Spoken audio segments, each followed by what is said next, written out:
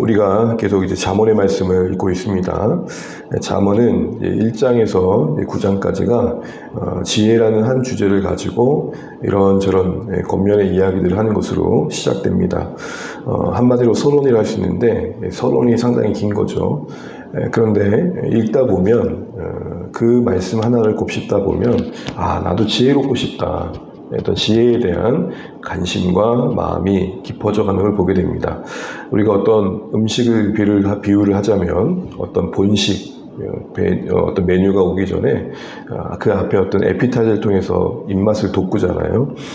그와 같이 9장까지의 내용에서는 지혜를 갖는다는 것, 지혜에 관심을 갖는다는 것, 지혜를 따라 산다는 거 가장 중요하구나, 귀하구나, 이런 어떤 동기부여가 되는 것입니다. 그러면서 여러분 이제 10장부터 쭉 읽게 되면 잠언입니다. 솔로몬의 잠언이다 이름으로 시작되는 잠언의 형식의 내용들이 이제 드러나고 있는 걸 보게 됩니다. 여러분 잠언이 한자말로 혹시 뭔지 알고 계신가요? 잠이라는 말이 바늘잠이라기도 하고 경계할 잠이라기도 합니다. 그러니까 바늘같이 톡 쏘는, 그래서 경계하게 하는 말씀들인 거죠. 그래서 여러분 바늘이 좀 짧잖아요. 짧다라는 것은 긴 내용이 아니라는 것이죠. 짧은데 듣는 그 순간 생각하게 하는 것. 그래서 잠언을 읽다 보면은 어떤 이 경구 형식의 내용이 짧은 겉면들을 쭉 읽다 보면 짧기 때문에 쑥 읽고 지나가지는 게 아니라 생각이 참 많아집니다. 머물게 된다는 거죠. 그 짧은 내용 속에서 나는 어디에 서 있는가를 돌아보게 합니다. 그래서 여러분 10장 이후에 긴 어떤 말 그대로 그 잠언 형식의 짧은 경구 형식의 교훈들을 우리가 마주하게 될 텐데, 계속해서 보는 것처럼 의인과 악인, 지혜와 어리석음을, 생명과 죽음을 계속 대조합니다. 이런 구조 자체가 우리에게 어떤 생각을 하겠습니까? 나는 어디에 있는가, 이런 것들을 생각하게 하는 것이겠죠. 누군가 그런 비유를 많이 이야기하잖아요. 인생은 B와 D의 그 사이에 있는 C와 같다. 태어남이라는 버스와 죽음이라는 데스 사이에 C라는 거죠. 그때 C는 두 가지죠. 하나는 수많은 선택입니다. 초이스라 그러는 것. 그리고 수많은 기회들인 것. 찬스라 그러는 거죠. 그러니까 죽음과 삶, 생명과 죽음 사이의 수많은 선택과 기회를 우리 인생으로 이야기한다면, 오늘 이 잠언은 늘 봐도 오늘 나는 어디에 서 있는가를 되묻게 하는 것입니다.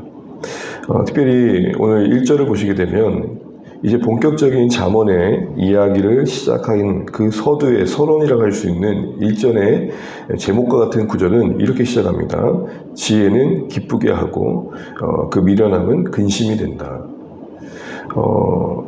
지혜는 그 아비를 기쁘게 하는다라고 얘기하고 있습니다.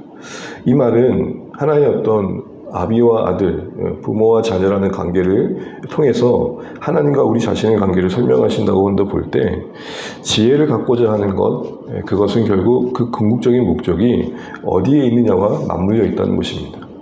참된 지혜라는 것은 내 인생의 목적이 하나님을 기쁘시게 하는 것.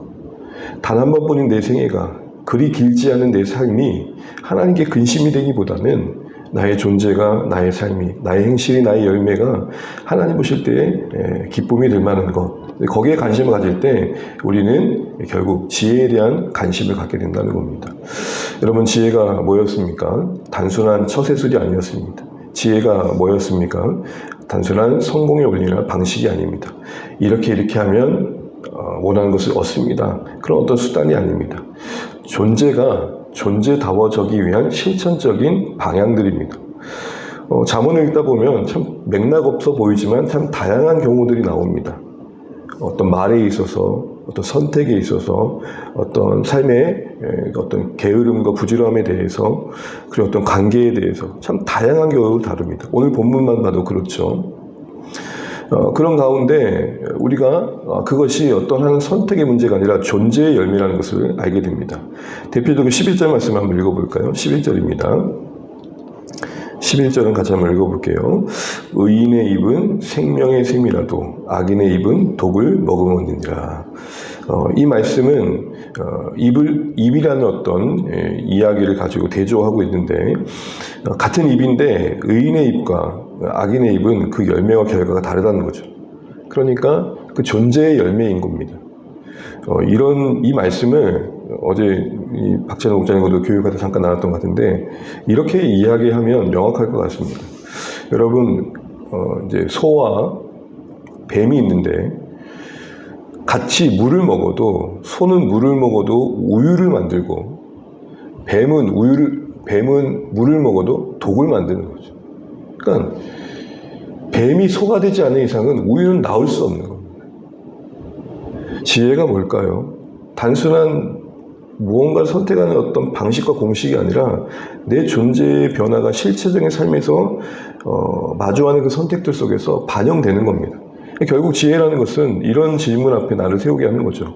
나는 하나님 앞에 나의 인생을 어떻게 이해하고 있는가?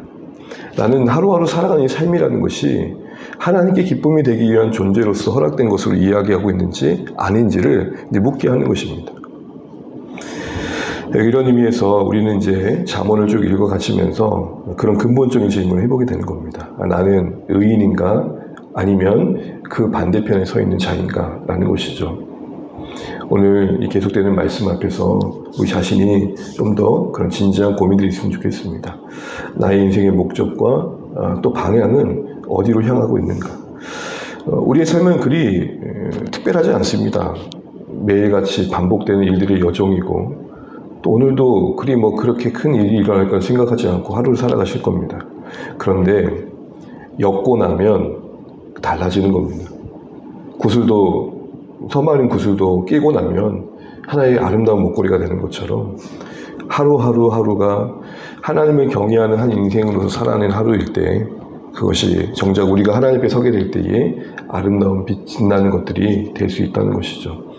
오늘 그런 의미에서 오늘 이 아침에 다시 한번 시작하면서 나는 나의 존재가 하나님 앞에서 어떠한 존재로 서 있는지를 깊이 고민하시는 이 아침이 되시면 좋겠습니다. 단순히 잠언을 읽으면 공부를 못하던 아이가 갑자기 공부를 잘하게 되고, 잠언을 읽으면 좀 어려움을 겪었던 사람들이 삶에 지혜가 생기고, 사실 그런 측면보다는 잠언은 끊임없이 묻고 있는 겁니다. Who are you? 넌 누구니? 너의 존재는 도대체 무엇이니? 그거를 네가 지금 맺고 있는 열매로 확인해봐, 이런 겁니다. 그러니까 잠언은 어떤 의미에서는 거울입니다. 당신은 어디에 서 있으며 누구이며 어디로 가고자 하는지. 오늘 이 사실을 다시 한번 기억하면서 오늘도 우리가 잠언의 말씀을 이제 6장에서부터 10장까지 또 이렇게 계속 읽어가게 될 텐데, 그런 의미와 맥락에서 잠언의 말씀을 대하시면서 오늘도 하나님과의 관계 속에서 말씀이 우리의 갈 바가 될 뿐만 아니라 나는 도대체 하나님 앞에 어떤 존재인가를 깊이 고민하고 또 살피시는 귀한 말씀 되시기를 간절히 소망합니다. 기도하겠습니다.